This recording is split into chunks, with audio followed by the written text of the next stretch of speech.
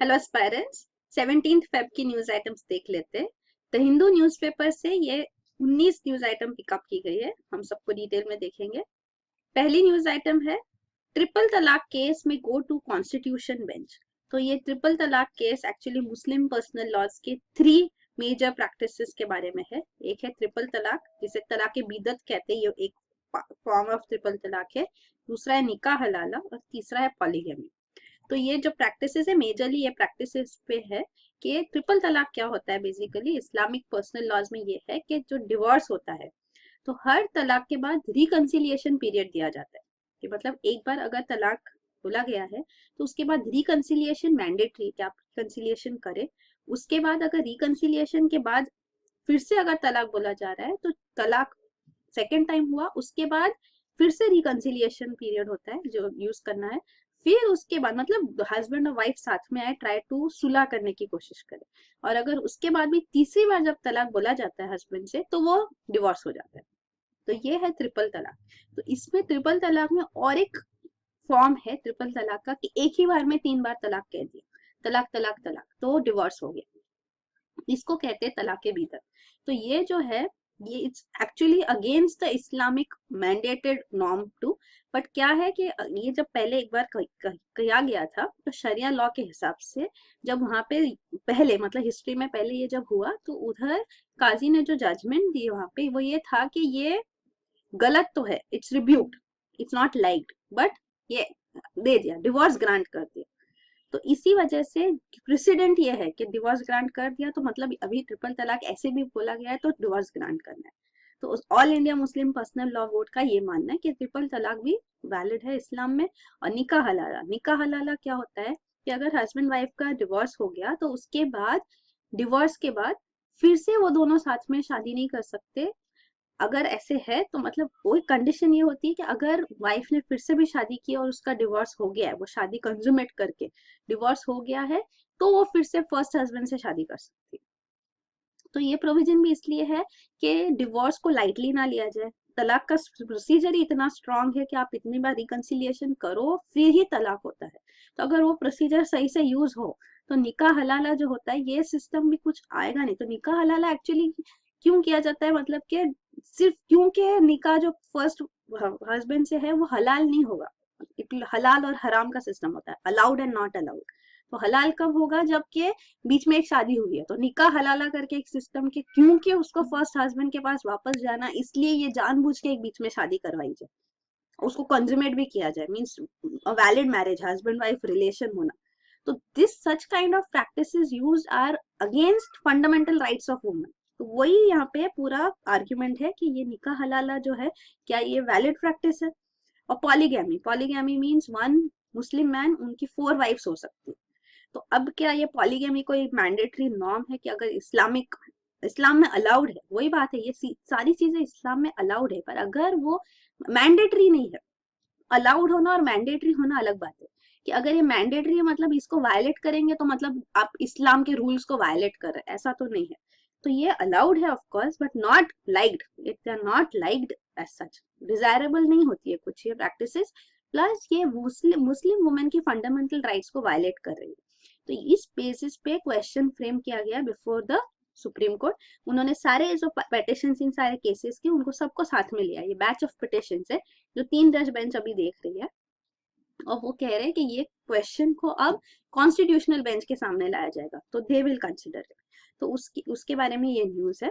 और गवर्नमेंट ये कह रही है, सेंट्रल गवर्नमेंट, कि इसके ऊपर ये क्वेश्चन लाया जाए कि क्या ये मुस्लिम पर्सनल लॉज है वो आर्टिकल 13 के डेफिनेशन के अंदर आते हैं, लॉ के डेफिनेशन के अंदर। तो article 13 part 3 of the constitution fundamental rights के अंदर आर्टिकल है। तो part 3 fundamental rights article 12 to 35 तक है।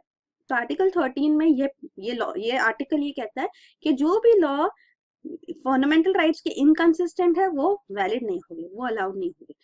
तो ये जो फंडामेंटल राइट्स की इनकंसिस्टेंट, ये लॉज का डेफिनेशन भी दिया गया है, मतलब कौन से लॉ, लॉ मतलब क्या होता है। तो डेफिनेशन ऑफ लॉ के अंदर बहुत कुछ आता है। तो आर्टिकल 13 का definition of law includes everything जो नॉर्मल लॉज बनते हैं by the government, by the legislature, जो एग्जीक्यूटिव लॉज बनाती है, जैसे ऑर्डिनेंस होता है, कोई ऑर्डर है, रूल है, नोटिफिकेशन है, as much as even custom है। कहीं पर कुछ लिखा हो कुछ नहीं है, कस्टम एंड यूजेज में है तो भी वो लॉ है। तो सेंट्रल गवर्नमेंट सुप्रीम कोर्ट से ये क्वेश्चन कर रही है कि क्या ये पर्सनल लॉज भी आर्टिकल 13 के लॉ के डेफिनेशन में आता है। अगर आते हैं तो ये आर्टिकल 13 के अंदर अगर क्वेश्चन जुडिशियल रिव्यू हो सकता है कि क्या पर्सनल लॉज फंडामेंटल राइट्स को वायलेट करते हैं। अगर सुप्रीम कोर्ट का व्यू पॉइंट होगा हाँ वायलेट करते हैं, then they can not be valid. तो वो पॉइंट है। और आर्टिकल 13 लॉज के बारे में, लॉज को इनवैलिडेट करता है, not just laws which are after the commencement of the constitution, पर अगर कोई पुराना लॉ भी है तो कोई भी लॉ हो before the commencement of the constitution या after the commencement of the constitution, अगर वायलेट कर रहे फंडामेंटल राइट्स को तो they can not be valid. ऐसे तो ये एक क्वेश्चन रेस किया गया। तो अब ये कॉन्स्टिट्यूशनल बेंच के पास ये क्वेश्चन जाएगा एंड जो कॉन्स्टिट्यूशनल बेंच की रूलिंग होगी उसके बेसिस पे फिर आगे हमको न्यूज मिलेगा, विल डिस्कस दैट। तो this is an important topic. अगला न्यूज आइटम है 70 killed as IS targets Pakistan Sufi shrine. तो ये एक पाकिस्तान सूफी श्राइन है सिंध प्रोविंस में पाकिस्तान में। यहाँ पे टेररिस्ट अटैक हुआ जिसमें 70 लोग मारे गए और 200 लोग इंजर्ड है।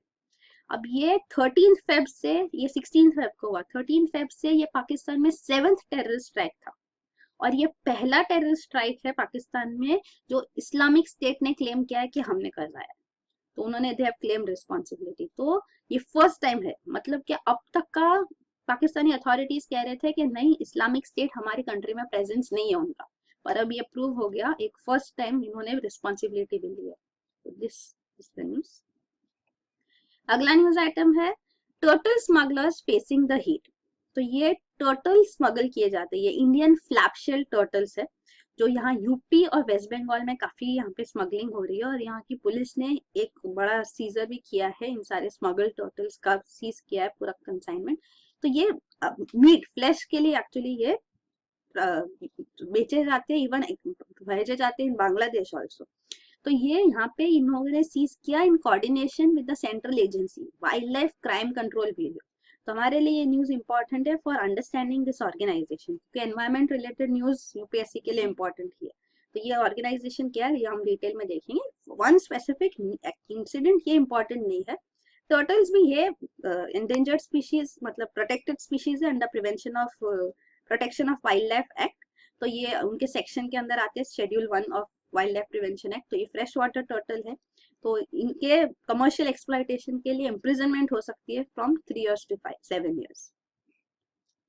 तो मेन इसमें है कि wild life crime control bureau क्या है। तो ये एक स्टैट्यूटरी बॉडी है, इसको एस्टैब्लिश किया गया था under the wild life protection act of 1972। Statutory body मतलब स्टैट्यूट के अंदर ये बनाई गई है, मतलब कि एक लॉ से ये बनाई गई है। तो ये एक्ट को एक्चुअली अमेंड करके ये बनाई गई थी ऑर्गेनाइजेशन इन 2007। ये मिनिस्ट्री ऑफ एनवायरमेंट के अंदर फंक्शन करती है। इनको 2010 में वाइल्ड लाइफ लॉ एनफोर्समेंट के लिए एक अवार्ड भी मिला था, ये Clark R Bavin wild life award. तो ये उनके अचीवमेंट्स भी है। और इनका मेन फंक्शन है, क्योंकि police forces agencies environment protection agencies already in place है, पर इनका काम है coordination and bringing them together. तो एक centralised wild life crime data bank ये लोग मेंटेन करते हैं, एस्टैब्लिश करके they collect and collate all intelligence information, और वो फिर मतलब सब जगह से इंटेलिजेंस गैदर करके फिर मतलब इन्फॉर्मेशन गैदर करके सारी जो स्टेट लेवल पे और इन्फोर्समेंट एजेंसीज जो है सेंट्रल लेवल पे भी उनको ये इन्फॉर्मेशन भेजते हैं। कोऑर्डिनेशन एक्टिविटी बेसिकली इनका होता है। तो wild life crime control bureau even foreign authorities international organisations को असिस्ट करते हैं। कैपेसिटी बिल्डिंग मतलब ट्रेनिंग वगैरह में भी ये इनिशिएटिव लेते हैं, एडवाइस करते हैं गवर्नमेंट को on various aspects.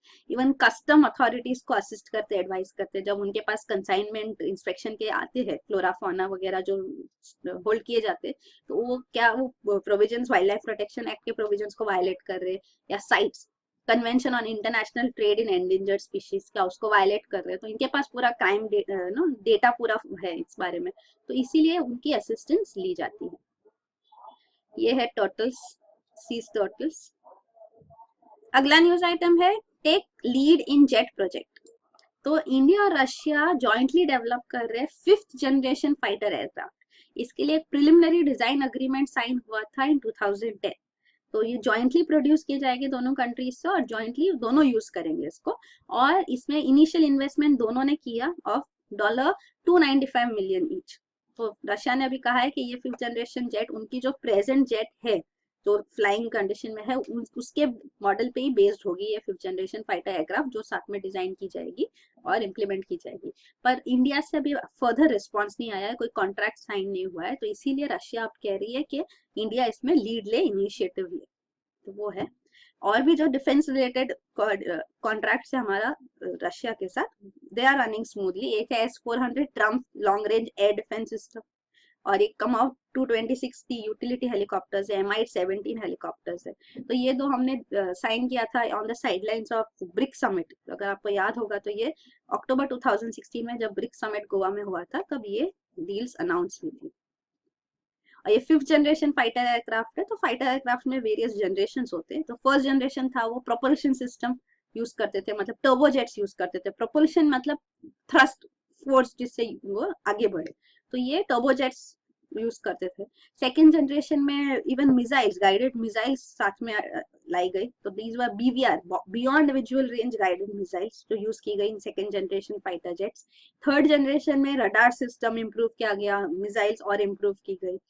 Fourth generation में मल्टी रोल कैपेबिलिटीज लाए गए इन दीज मिसाइल्स। तो ये एक एक जो टेक्नोलॉजिकल एडवांसमेंट हुआ, वैसे ही अगला अगला जनरेशन आया इन मिसाइल्स, ये फाइटर जेट्स। और ये 5th जनरेशन जो फाइटर जेट है, इसमें एडवांस स्टेल्थ टेक्नोलॉजी है। तो स्टेल्थ टेक्नोलॉजी मतलब ये रडार से डिटेक्ट ना हो सके, तो वो टेक्नोलॉजी इसमें, उसको कहते हैं 5th जनरेशन मिसाइल्स। इवन बाकी भी एडवांसमेंट है, multi role sensor, integrated avionics वगैरह है। तो अमेरिका के पास ये 5th जनरेशन फाइटर जेट है Raptor, which is fully functional. Russia भी इन पाइपलाइन है इनकी, सुखोई T-50 है, PAK-FA है। तो ये Russian 5th generation fighter aircraft. और ये जो हम डिस्कस कर रहे थे वो इंडिया रशिया जॉइंटली डेवलप करेगी। अब प्रिलिमिनरी स्टेज में कॉन्ट्रैक्ट फाइनल नहीं हुआ है। अगला न्यूज आइटम है setup mechanism to delete sex determination ads, supreme court. तो सुप्रीम कोर्ट ने अभी ऑर्डर पास किया है कि जो 3 इंटरनेट जायंट्स है, जिनके मेजर सर्च इंजिन है, गूगल, माइक्रोसॉफ्ट और याहू, इनको इमीडिएटली सेटअप करना है एक इन हाउस एक्सपर्ट बॉडी, जो ये कीवर्ड्स, जो सेक्स डिटर्मिनेशन एड्स के लिए जो एडवर्टीजमेंट्स हो रही है, ऑनलाइन सर्च में रिजल्ट्स आते हैं, वो ब्लॉक किए जाए। तो इसके लिए उनको इन हाउस एक्सपर्ट बॉडी बना के ये इनिशिएटिव लेना होगा, ऐसे सुप्रीम कोर्ट का ऑर्डर आया है। तो ये जो है pre natal sex determination advertisements होती है, तो ये इंडिया में लीगली अलाउड नहीं है। तो ये PCPNDT एक्ट कहते हैं इसको, pre conception and pre natal diagnostic techniques prohibition of sex selection act of 1994। Pre conception मतलब कंसीव करने से भी पहले, तो मतलब कि प्री नेटल प्री कंसेप्शन है, मतलब कि प्रेगनेंसी होने से भी पहले, मतलब कि ये डिसाइड कर सकते हैं कि आप कौन सा सेक्स को कंसीव करोगे। तो ये एडवांस डायग्नोस्टिक टेक्निक्स जो होती है, तो इसके लिए काफी सारे एडवर्टाइजमेंट्स की जाती है ऑनलाइन, और ये सर्च में आती है। तो that is against the law in India. तो वो अलाउड ही नहीं है, तो ऐड कैसे कर सकते हैं, वो बात होगी। तो ये टेक्निक्स नहीं यूज करनी है, क्योंकि इंडिया में सेक्स रेशियो है दैट इज क्वाइट एडवर्स। तो फीमेल्स काफी कम है कंपेयर टू मेल्स, तो इसीलिए ये लॉ इनेक्ट किया गया है। और इसके अंदर सेक्शन 22 के अंदर प्रोहिबिशन है, एडवर्टाइजमेंट्स नहीं कर सकते इन सारे टेक्निक्स का, इसके लिए पनिशमेंट्स है। तो ये जो है, ये सर्च इंजिन इसको वायलेट कर रहे हैं, इसीलिए कोर्ट ये इन हाउस एक्सपर्ट बॉडी बना के मेक श्योर करे कि ये सर्चेस में ना आए। इससे पहले सुप्रीम कोर्ट ने ऑर्डर दिया था कि ministry of health and family welfare एक नोडल एजेंसी स्टैब्लिश करे, जिसके पास सारी कंप्लेंट्स आएगी on violation of section 22 of 1994 act. तो जो भी ये कंप्लेंट्स आएगी वो फॉरवर्ड की जाएगी टू दी सर्च इंजिन, और ये सर्च इंजिन को इमीडिएटली ब्लॉक करना होगा एडवर्टाइजमेंट विद इन 36 आवर्स। तो ये ऑर्डर सुप्रीम कोर्ट का पहले ही आ चुका है। अब इस ऑर्डर के अलावा उन्होंने कहा है कि कंप्लेंट्स तो आती है, पर आप एक्शन भी तो लो, आप खुद ही प्रिवेंट करो कि इन हाउस एक्सपर्ट बॉडी हो, जिससे ये सर्च में ही ना आए। तो वो अभी डायरेक्शन जो है अभी ये आया है कि सुप्रीम कोर्ट ये भी कह रहे हैं कि इन हाउस एक्सपर्ट बॉडी भी बनाना है, ऑर्डर दिया है। तो ये सेक्स रेशियो भी जैसे आप देख सकते हैं डिक्लाइन हो रहा है। ये नेल्लोर डिस्ट्रिक्ट तमिलनाडु का एक एग्जाम्पल है। तो 2001 में 954 था गर्ल्स पर 1000 बॉयज, अब ये सेक्स रेशियो 939 हो गया, मतलब ये ड्रास्टिक डिक्लाइन है। तो ये एक भी केस रिपोर्ट नहीं हुआ इस टाइम फ्रेम में PNDT एक्ट के अंदर इस डिस्ट्रिक्ट में, फिर भी इतना ड्रास्टिक रिडक्शन है। मतलब के वायलेशंस तो हो रहे, जो डिटेक्ट नहीं होते, जो रजिस्टर नहीं होते, फिर भी वायलेशंस है। तो दैट इज क्लियर। फिर अगला न्यूज आइटम है ISRO gearing up for second moon mission. तो हमने कल डिस्कस किया कि PSLV C-37 ने 104 सैटेलाइट्स लॉन्च की in one go, that was a world record. अब इसरो नेक्स्ट फोकस कर रही है ऑन चंद्रयान 2। तो चंद्रयान 2 लॉन्च शेड्यूल है 2018 के लिए, और इसके लिए टेस्ट अभी से स्टार्ट किए। तो चंद्रयान 1 लॉन्च हुआ था 2008 में, और ये 95% सक्सेसफुल रहा था। ऐसे इसरो ने अनाउंस किया था कि mission objectives have been achieved, 95% of the objectives have been achieved. तो ये क्योंकि चंद्रयान 1 का ड्यूरेशन था, उसकी लाइफ थी 2 इयर्स, बट वो 1 साल भी 350 अराउंड डेज वो रह पाए। इट कुड नॉट कंटिन्यू क्योंकि थर्मल शील्डिंग में प्रॉब्लम आ गया था, सेंसर्स में थोड़ा प्रॉब्लम आ गया था। बट द लैंडर लैंड किया, सॉइल, वहां से सॉइल जो लिया उसमें से वाटर मॉलिक्यूल्स डिटेक्ट किए गए। तो that was a major achievement कि मून पे वाटर मॉलिक्यूल्स डिटेक्ट किए गए। तो that achievement has already been in the kitty of ISRO. और ये एक फ्रैक्शन ऑफ कॉस्ट पे हुआ। अगर नासा ये लॉन्च करती है तो काफी ज्यादा कॉस्ट होता है, और ये इसरो ने ये काफी कम खर्चे में ये कंपैरेटिवली ये चंद्रयान 1 लॉन्च किया। तो वह है। तो अब ये चंद्रयान 2 के लिए लॉन्च किए जाएगी जो, तो उसके लिए इसमें ऑर्बिटर भी होगा, लैंडर भी होगा, रोवर भी होगा। तो रोवर मतलब लैंडर तो लैंड करेगा, और उसके बाद rover will move on the surface of the moon. तो ये जो लैंडर है, लैंडर का प्रोपल्शन सिस्टम, जो थ्रस्ट सिस्टम है, उसको अभी टेस्ट किया जा रहा है, उसके परफॉर्मेंस को, क्योंकि लास्ट टाइम भी lander could not have a very smooth as expected landing. तो ये सिस्टम को भी अभी टेस्ट किया जा रहा है at the ISRO propulsion complex जो है महेंद्रगिरी में, वहां पे। तो टेस्टिंग अब स्टार्ट हो रही है। ये है जो चंद्रयान 2 मिशन होगा। तो मतलब ये PSLV ही लॉन्च करेगी इसको, then it will go in orbit around the earth, and then a thrust will put it in this extended orbit। यहाँ पे वो मून के अराउंड जाएगी, और फिर ये ऑर्बिट करेगी, और मून से ये लैंडर जाएगा on the surface of the moon, it will land, and then the rover will move over the surface of the moon. तो ये है चंद्रयान 2 मिशन। अगला न्यूज आइटम है वाटर कंजर्वेशन में बिकम पार्ट ऑफ सिलेबस। तो ये Rajasthan state में जल स्वावलंबन योजना लॉन्च की गई। तो इसमें वाटर कंजर्वेशन वर्क्स किए जाते हैं using scientific technology, advance technology, drone cameras use करके इमेजेस ली गई है, जियो टैगिंग किया गया है। तो जियो टैगिंग क्या होता है? जियो टैगिंग का मतलब है इमेज तो है, पर इमेज कौन सी लोकेशन पे कब ली गई उसका भी डिटेल साथ में है। तो अगर जोग्राफिकल लैटिट्यूड लॉन्जिट्यूड उसमें टैग किया गया तो उसे कहते हैं जियो टैगिंग। तो वो जियो टैगिंग सिस्टम से ये है कि इमेज के साथ ये भी पता चलता है कि कौन सी लोकेशन की वो इमेज है, एग्जैक्टली श्योरिटी मिलती है। तो इंस्पेक्शन वगैरह में काफी बेनिफिशियल रहता है, and then over a period of time to you can inspect and see how the differences are. तो ये यूज किया गया है इन द जल स्वावलंबन योजना। हमने कहा, राजस्थान ने कहा है कि ये प्रोजेक्ट को इवन इंटरनेशनली अपलोड किया गया है इन साउथ अफ्रीका, ऑस्ट्रेलिया, तो they want to adopt this model also. ये है रिगार्डिंग दिस वाटर कंजर्वेशन। और फिलहाल न्यूज ये है कि वो इसको स्कूल सिलेबस में भी इंक्लूड करना चाहते हैं, वाटर कंजर्वेशन लेसन्स। फिर अगला न्यूज है ये जियो टैगिंग के बारे में।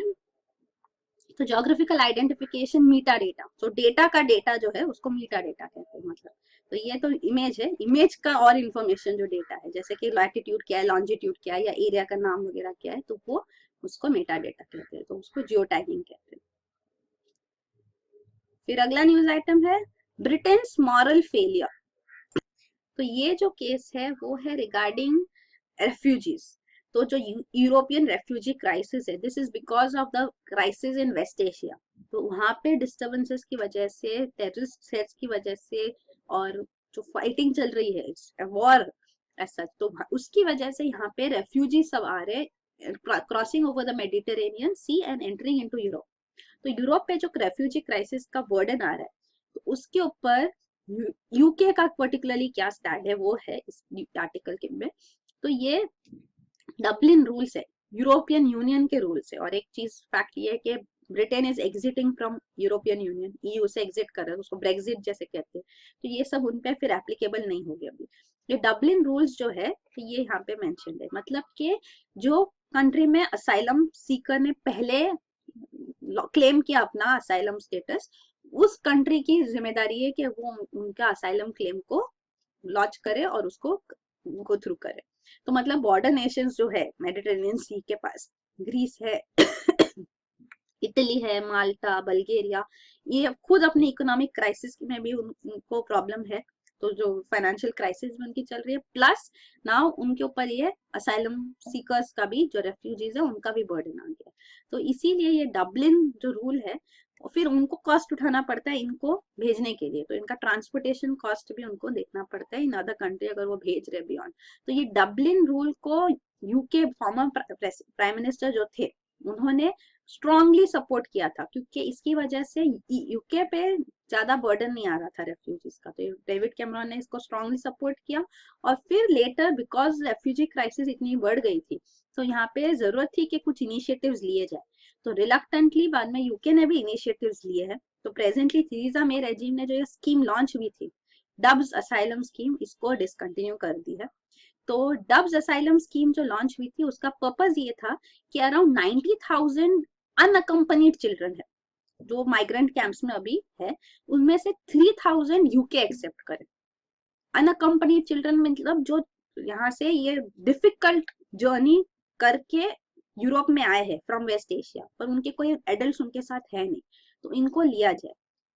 तो ये डब स्कीम लॉन्च की गई थी। तो ये लेबर मेंबर है, यूके की जो पार्लियामेंट में पार्टी है लेबर पार्टी, तो लेबर पार्टी के मेंबर ऑफ पार्लियामेंट है एल्फ डब्स। इन्होंने ये इनिशिएटिव लिया था, डब स्कीम कहा जाता है इनको, क्योंकि ये खुद भी एक as a child, as a around 6 year old थे जब इनको भी रेस्क्यू किया गया था from Nazi occupied Czechoslovakia in 1930s।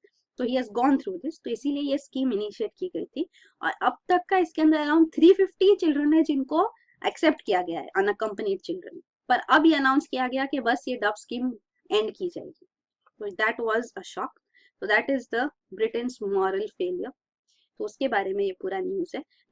Britain ने ज्यादा, यूके ने रेफ्यूजी बर्डन लिया नहीं है, और ईयू के अंदर रिक्वायरमेंट्स है कि आपको मैंडेटरी इतना बर्डन लेना है कुछ, तो अब वो ईयू से भी एग्जिट कर रहे हैं, तो उनके ऊपर कोई मैंडेटरी प्रोविजन भी नहीं होगा।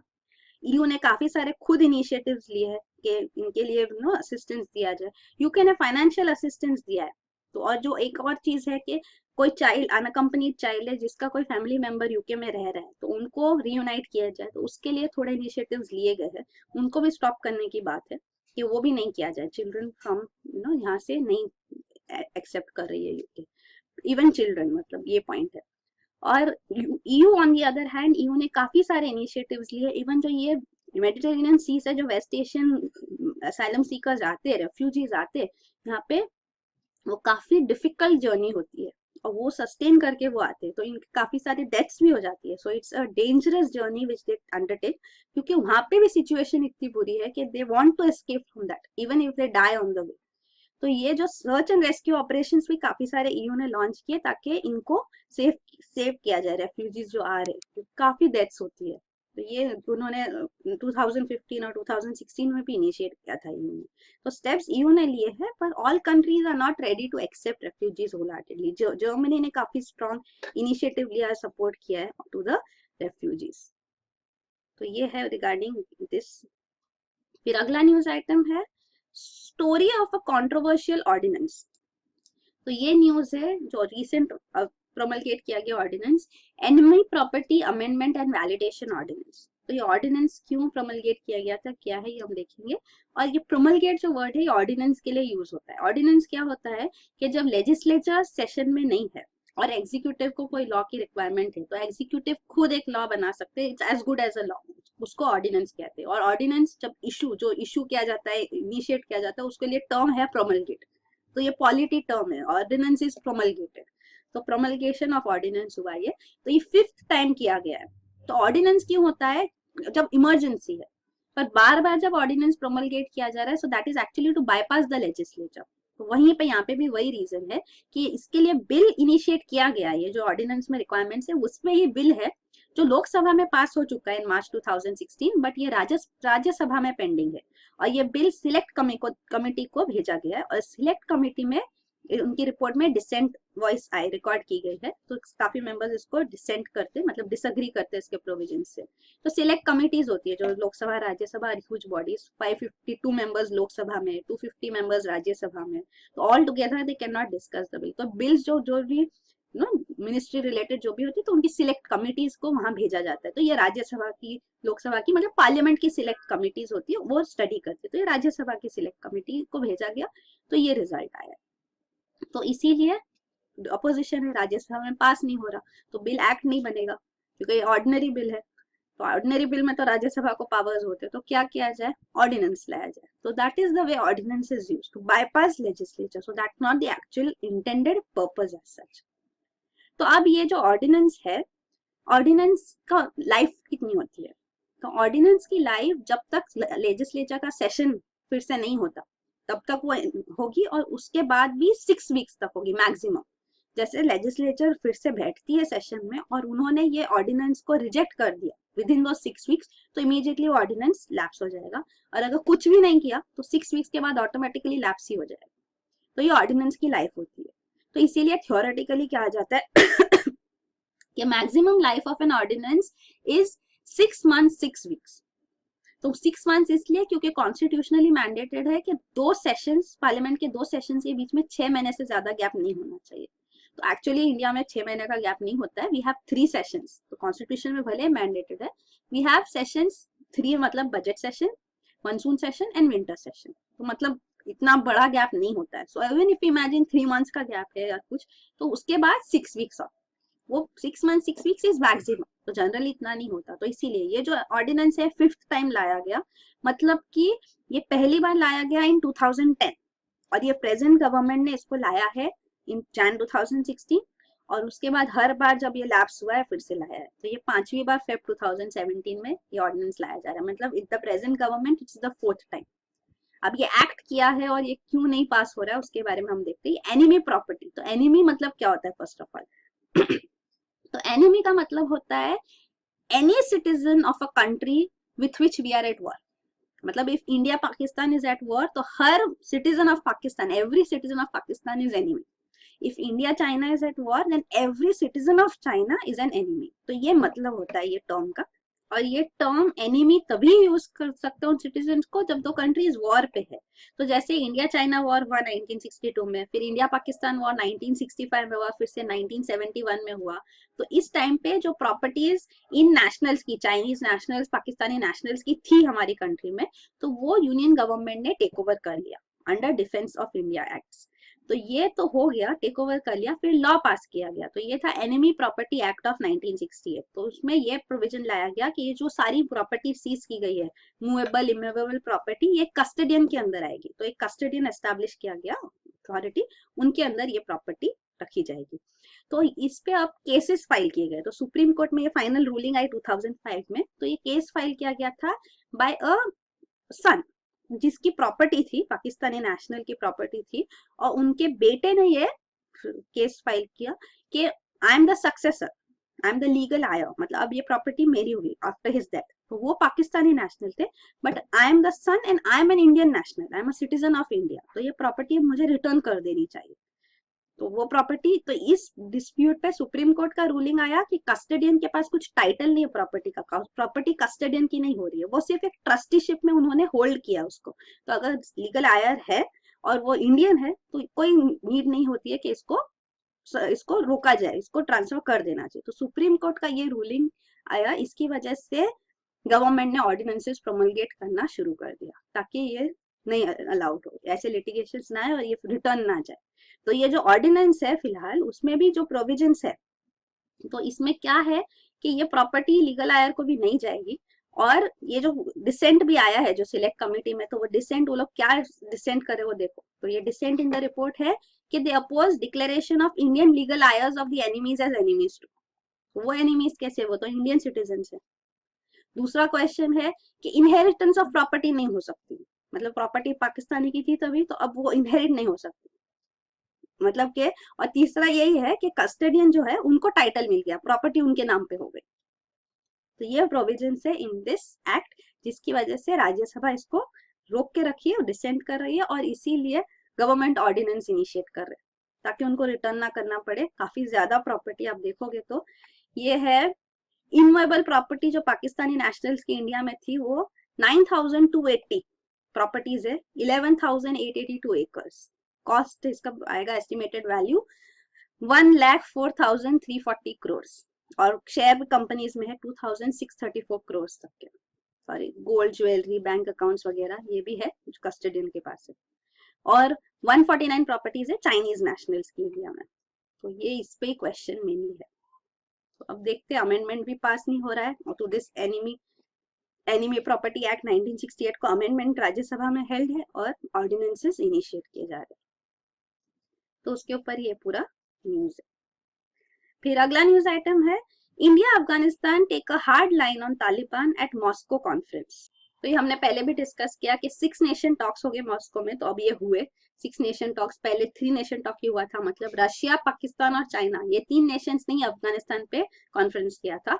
अब कॉन्फ्रेंस में और 3 कंट्रीज भी इनवाइट की गई, इंडिया जिन्होंने अपना वॉइस रेस किया था कि वो इन्वॉल्व नहीं थे मतलब, और दूसरा Afghanistan itself was not there। तो इस बार 6 नेशन टॉक्स में अफगानिस्तान खुद है, it's Afghan future development related talks, और 6th कंट्री है ईरान। तो इस डिस्कशन में भी, इस कॉन्फ्रेंस में भी ये क्लियर हुआ कि रशिया, चाइना, पाकिस्तान चाहते हैं कि तालिबान के साथ रिकंसिलिएशन ऑफवर्ड्स हो, उनके साथ सुलह की जाए।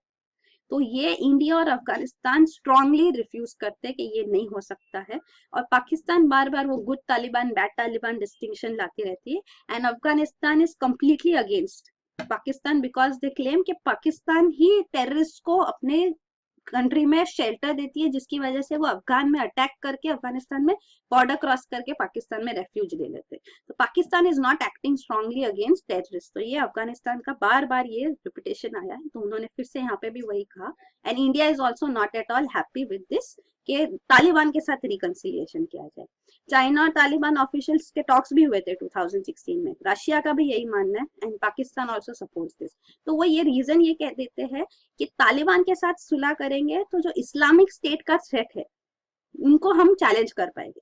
तो that is the reason they saying कि तालिबान के साथ सुलह करो और इस्लामिक स्टेट के साथ में लड़ो, but then that's what, you can't make friends with terrorist. तो वो मेन पॉइंट है, इसीलिए वो इनिशिएटिव्स भी लिए जा रहे हैं बाय रशिया एंड चाइना के जो तालिबान लीडर्स टेररिस्ट डिक्लेयर्ड है under United nation sanctions committee, उनको उसमें से निकाला जाए। तो ऐसे स्टेप्स लिए जा रहे हैं। तो that is big question here. और दूसरा है, अफगानिस्तान कह रहे हैं कि यूनाइटेड स्टेट्स का भी डिस्कशंस कॉन्फ्रेंसेस में इन्वॉल्व होना जरूरी है, because that is also major partner. US ने विड्रॉ तो कर लिया, फिर भी there are around 8400 US troops जो अभी भी अफगानिस्तान में स्टेशन है। तो यहाँ पे स्टेप्स उनको इंक्लूड करना भी इम्पोर्टेंट है। पर रशिया, क्योंकि रशिया होस्ट कर रही है मॉस्को कॉन्फ्रेंस का, तो रशिया ने उसका बारे में कुछ बात नहीं की, पर उन्होंने कहा कि सेंट्रल एशियन कंट्रीज को नेक्स्ट कॉन्फ्रेंस में इन्वॉल्व करने की उन्होंने प्रपोजल कहा कि ये प्रपोजल है। फिर अगला न्यूज आइटम है, supreme court makes legal services affordable. तो सुप्रीम कोर्ट ने ये स्कीम इंट्रोड्यूस किया, मिडिल इनकम ग्रुप स्कीम। तो इसमें जो लिटिगेंट सुप्रीम कोर्ट में केसेस फाइल करते हैं उनको असिस्टेंस दिया जाएगा, क्योंकि it is costly to fight a case in supreme court. तो इसीलिए जिनका मिडिल इनकम ग्रुप में जो है, जैसे कि जिनका इनकम मंथली 60,000 रुपीज से ज्यादा नहीं है, या एनुअल इनकम 7.5 लाख से ज्यादा नहीं है, तो उनको यहाँ पे मिडिल इनकम ग्रुप स्कीम के अंदर फैसिलिटीज दी जाएगी, लीगल सर्विसेज प्रोवाइड की जाएगी। तो इसके लिए गवर्निंग बॉडी एक सोसाइटी बनाई गई है अंडर सोसाइटीज रजिस्ट्रेशन एक्ट। इसके अंदर chief justice of India patron in chief है, और ये केसेस इसमें फाइल किए जा सकते हैं only by advocates on record. तो ये इनिशिएटिव लिया गया है मिडिल इनकम ग्रुप स्कीम। फिर अगला न्यूज आइटम है, two state solution remains only way for Israel Palestine peace, insist United Nations.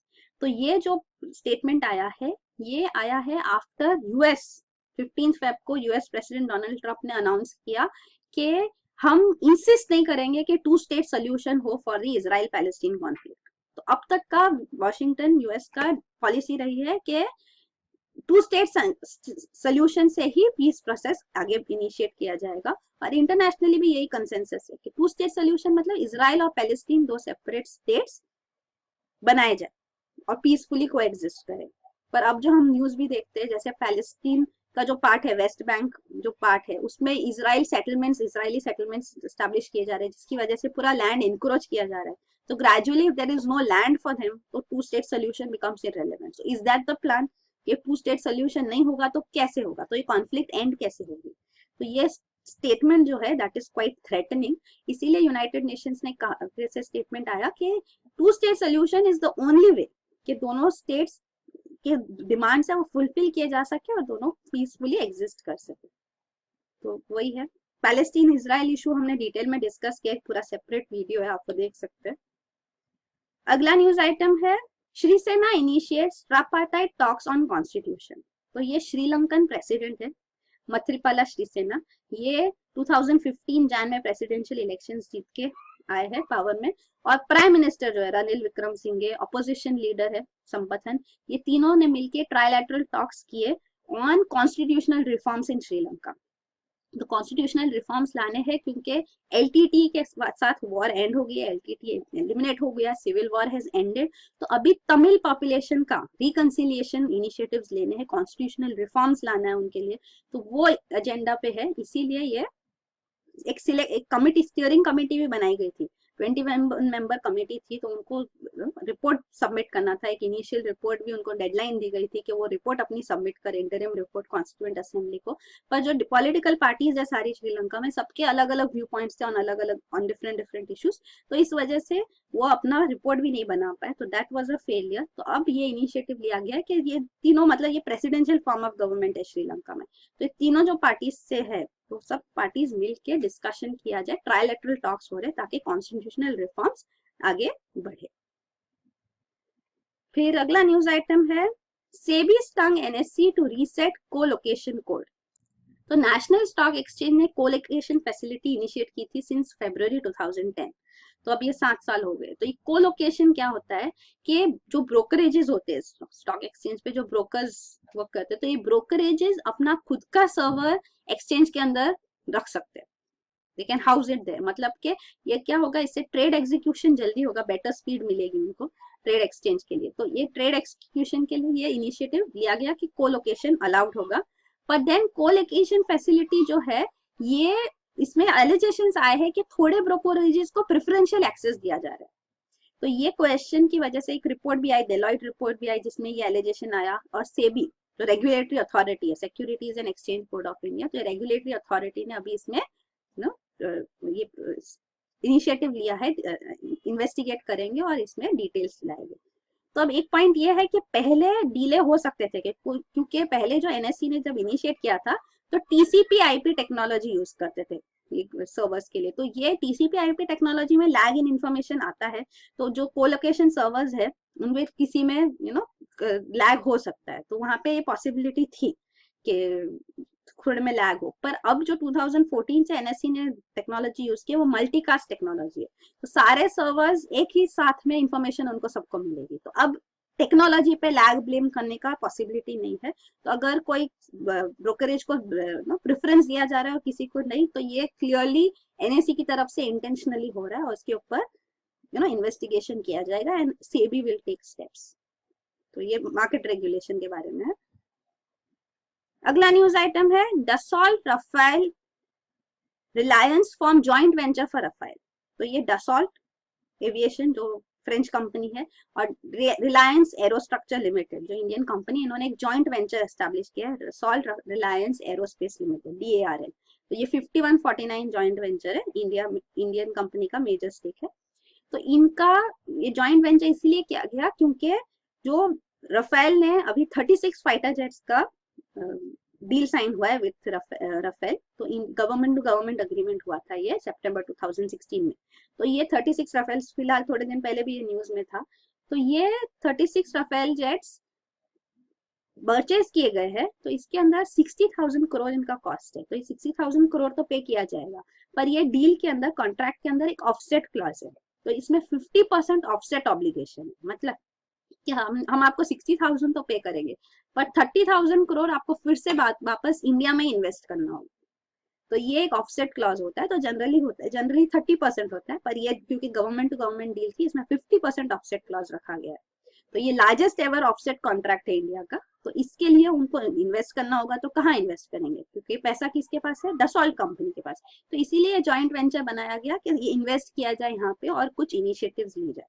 और इन्होंने कहा भी है, DARL जो बनाई गई है ये कंपनी, इन्होंने कहा है कि हम इन्वेस्ट करेंगे, यहाँ पे फैसिलिटी एस्टेब्लिश की जाएगी, जो धीरूभाई एरोस्पेस पार्क है नागपुर में, वहाँ पे ग्रीनफील्ड फैसिलिटी एस्टेब्लिश की जाएगी फॉर ऑल द इनिशिएटिव जो बिजनेस होगा, वेरियस कंपोनेंट्स पार्ट्स बनाए जाएंगे। इवन जो डिफेंस मिनिस्टर का जो प्लान है IDMM, that is indigenously design developed and manufacture, तो ये इनिशिएटिव में भी इसके पर्सपेक्टिव से भी इन्वेस्टमेंट किया जाएगा in make in India, skill India policies के हिसाब से इन्वेस्टमेंट्स एंड टेक्नोलॉजी ट्रांसफर्स की जाएगी। तो ये है रिगार्डिंग दिस डील। ये आप देख सकते हैं डिटेल्स यहाँ पे दी गई है। तो ये अराउंड 59,000 करोड़, मतलब अराउंड 60,000 करोड़ ही है, तो इसलिए ये जॉइंट वेंचर है। तो इससे काफी सारा जॉब डेवलपमेंट भी होगा, टेक्नोलॉजी ट्रांसफर भी होगा, वो इसकी बेनिफिट्स होंगे। फिर अगला न्यूज आइटम है एंटार्क्टिक सी आइस हिट्स रिकॉर्ड लो। तो एंटार्क्टिक सी आइस श्रिंक हो रहा है, तो ये लोवेस्ट है उनका जो रिकॉर्ड लेवल है, लोवेस्ट लेवल है सिंस 4 डेकेड्स। तो ये 1997 में इतना लो था पहले, और उसके बाद ये लोवेस्ट रिकॉर्ड हुआ है अभी। तो ये जो है ये एक्चुअली और बढ़ेगा, क्योंकि ये तो फेब है, तो आगे और मेल्टिंग होने वाला है एज द ईयर प्रोग्रेसेस। तो इसकी वजह से, और क्योंकि समर होगा तब सदर्न हेमिस्फीयर में, तो यहाँ पे और मेल्टिंग होने वाली है। और ये जो सी आइस है वो दोनों पोल्स पे मेल्ट हो रहा है, और ये reason of course global warming है। तो man made global warming is the cause for this ice melting. तो as temperatures rise, ice is melting and sea levels are rising. अगला न्यूज आइटम है potent malaria vaccine on the anvil. तो ये PFSPZ malaria vaccine है। तो vaccine जो होती है वो कैसे बनाई जाती है, जो पैरासाइट है, जो वायरस है या जो पैरासाइट है, उसका एक attenuated version, live attenuated form वो इंजेक्ट किया जाता है। तो जब बॉडी में वो इंजेक्ट किया जाता है तो बॉडी डेवलप्स, मतलब वो एटेन्यूएटेड है, मतलब वो हार्मफुल नहीं होगा, स्केल डाउन वर्जन। तो वो बॉडी जब वो इंसर्ट होता है तो बॉडी में एंटीबॉडीज जनरेट होती है, तो वो body can fight against it. तो ये जो इम्यून सिस्टम मतलब डेवलप हो रहा है बॉडी में, तो जब एक्चुअल डिजीज स्ट्राइक करती है तो बॉडी में इम्यूनिटी होती है and it is able to stay healthy, मतलब it's not affected by the disease, it's an immune system can fight against that। तो ये होती है एक वैक्सीन।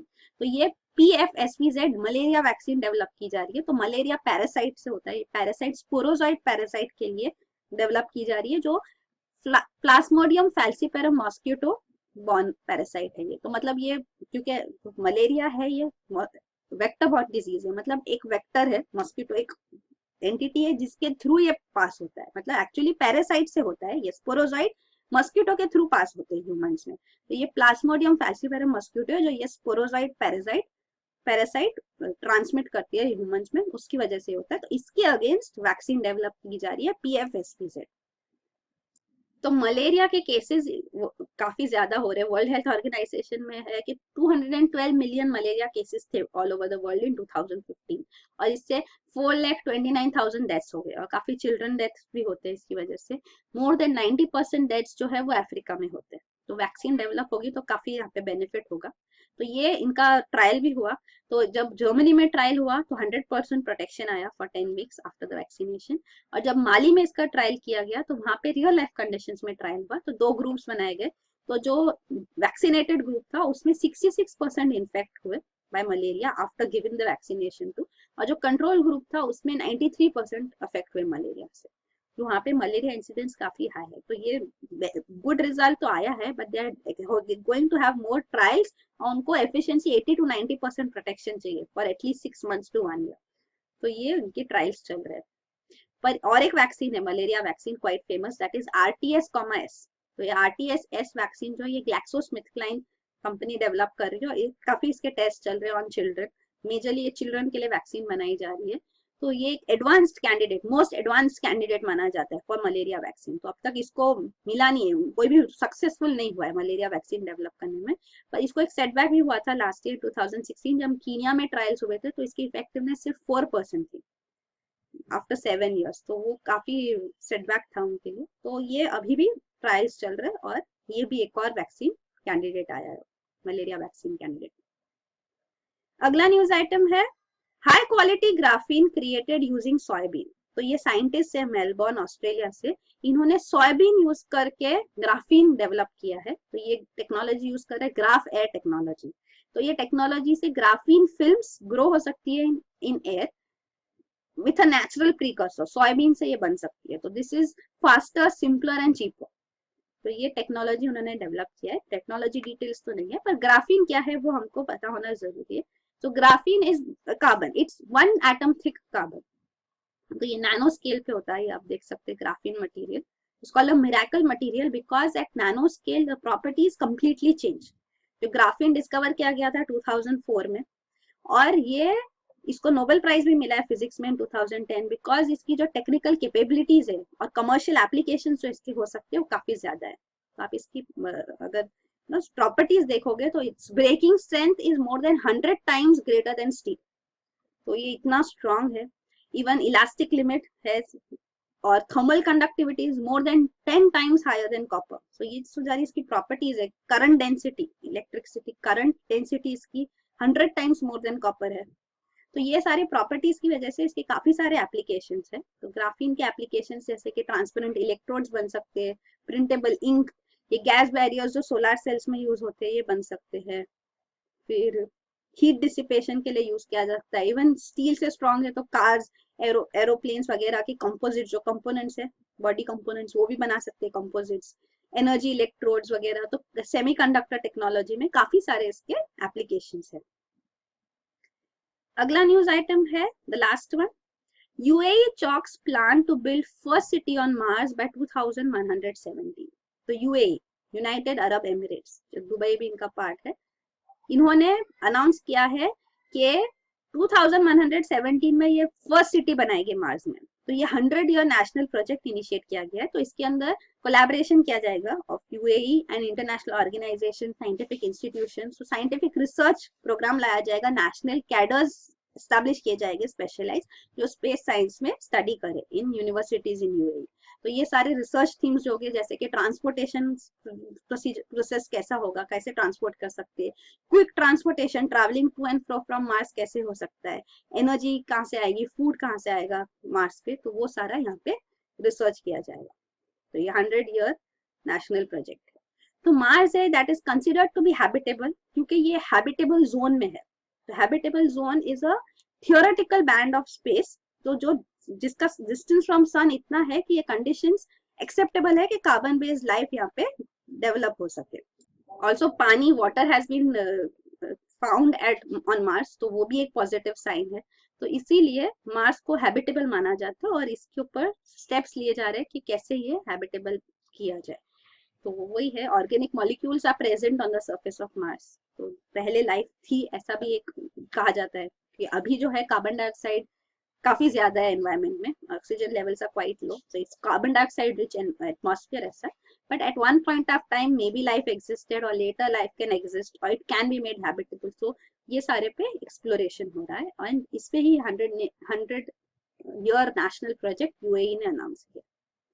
तो यही है आज के न्यूज आइटम्स. Thank you.